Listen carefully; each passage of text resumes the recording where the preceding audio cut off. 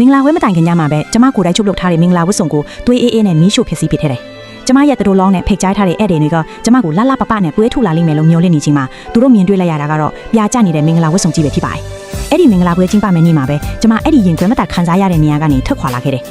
ကျမဘာလို့ဒီလိုလုပ်ခဲ့ရလဲဆိုရင်မကြသေးခင်ကတည်းကကျမဟာကျမရဲ့တတိုသားလောင်းရဲ့မယားငယ်ရဲ့လေရင်တစည်းတဲ့အတူတူလိုက်ပါလာခဲ့ရလို့ပါပဲအရေးပေါ်အခြေအနေတစ်ခုကြောင့်လေရင်ဟာအရေးပေါ်ဆင်းသက်ခဲ့ရပါတယ်ကျမတေမတက်ကြောက်လန့်နေခဲ့ပြီးမြင်ကျမရဲ့တတိုလောင်းကတော့ကျမရဲ့ဘေးကင်းလုံခြုံမှုကိုလုံးဝဂရုမစိုက်ခဲ့ပါဘူးအဲ့ဒီအစားသူဟာသူ့ရဲ့အငယ်အနံအထက်ပဲအလွန်အမင်းစိုးရင်ပူပန်ပြခဲ့ပါတယ်ကံကောင်းစွာနဲ့ပဲကျမမှာပြင်းပြင်းထန်ထန်ထင်ရမရခဲ့ပါဘူးကျမကိုနစ်တင်ပေးဖို့တတိုလောင်းကိုလိုက်ရှာခဲ့ပြီးမြင်မထင်မှတ်ပဲစိတ်ယုံမှာသူနဲ့သူ့ရဲ့အငယ်အနံကိုရိုမန်တစ်ဆန်ဆန်ပူကတ်နေကြတာကိုမတော်တဆတွေ့ရှိသွားခဲ့ရပါတယ်အဲ့ဒီညမှာပဲကျမသူ့ကားနောက်ကိုဗီလာအင်ကြီးတစ်ခုအထိလိုက်သွားခဲ့တယ်ကျမတို့မင်္ဂလာပွဲမတိုင်ခင်ညအထိတောင်သူဟာအဲ့ဒီအမျိုးသမီးနဲ့ချင်းတွေ့နေတုန်းပဲဆိုတာကိုကျမဘယ်တော့မှမျှော်လင့်ထားခဲ့ဘူးဒါကြောင့်ဒီပတ်သက်မှုကိုလုံးဝလက်လွတ်လိုက်ဖို့ကျမဆုံးဖြတ်လိုက်တယ်ကျမအိမ်ကိုချက်ချင်းပြန်ပြီးသူကျမအတူတီးတာအမစကားပါပြီးချုပ်ပေးထားတဲ့တန်ဖိုးကြီးမင်္ဂလာဝတ်စုံကိုမီးရှို့ပြလိုက်တယ်ဒီမြို့ကနေထောက်ရဲထွက်ခွာသွားဖို့ဆုံးဖြတ်ခဲ့ပြီးမင်္ဂလာပွဲမှာသူ့ကိုကွာရင်းပစ်ဆက်ရေးစာချုပ်အနံဖို့ရှိရင်တဲ့အောက်ကိုအနံနေတယ်ကျမထွက်ခွာသွားပြီဆိုတာကိုသိလိုက်တဲ့အခါသူဟာဒေါသတစည်းနဲ့မင်္ဂလာပွဲကိုချက်ချင်းဖျက်သိမ်းပြီးကျမကိုလိုက်ရှာပါတော့တယ်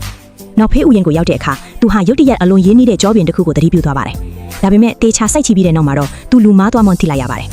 အဲ့ဒီအချိန်ကျမှသာသူ့လက်သွေးအေးရက်ဆက်မှုတဲ့ကြောင့်ကျမကိုထာဝရဆုံးရှုံးလိုက်ပြီဆိုတာကိုသူသဘောပေါက်သွားခဲ့ပါတော့တယ်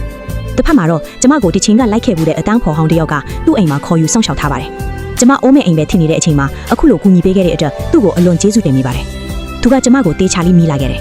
တကယ်လို့မင်းရဲ့တို့လောင်းကမင်းကိုထက်ရှာတွေ့ရင်မင်းသူ့ကိုခွင့်လို့အောင်မလားတဲ့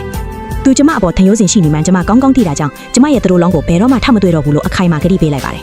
မကြခင်ပါပဲသူကကျမကိုသူ့ကုမ္ပဏီကိုခေါ်သွားခဲ့တယ်အဲ့ဒီအခါကျမှသာသူဟာရေမွေးပညာရှင်တယောက်ဖြစ်ချင်တဲ့အိမ်မက်ကိုမှတ်မိနေသေးတယ်မှန်ကျမသိလိုက်ရပါတယ်သူဟာရေမွေးကုမ္ပဏီတစ်ခုကိုတီးတန့်ဖွင့်လှစ်ပေးပြီးကျမကိုအဲ့ဒီကုမ္ပဏီရဲ့ရေမွေးအမှုချုပ်အဖေခန့်အပ်ပေးခဲ့ပါတယ်ဒါဟာကျမကိုအလွန်ပဲစိတ်လှုပ်ရှားဝမ်းသာစေခဲ့ပါတယ်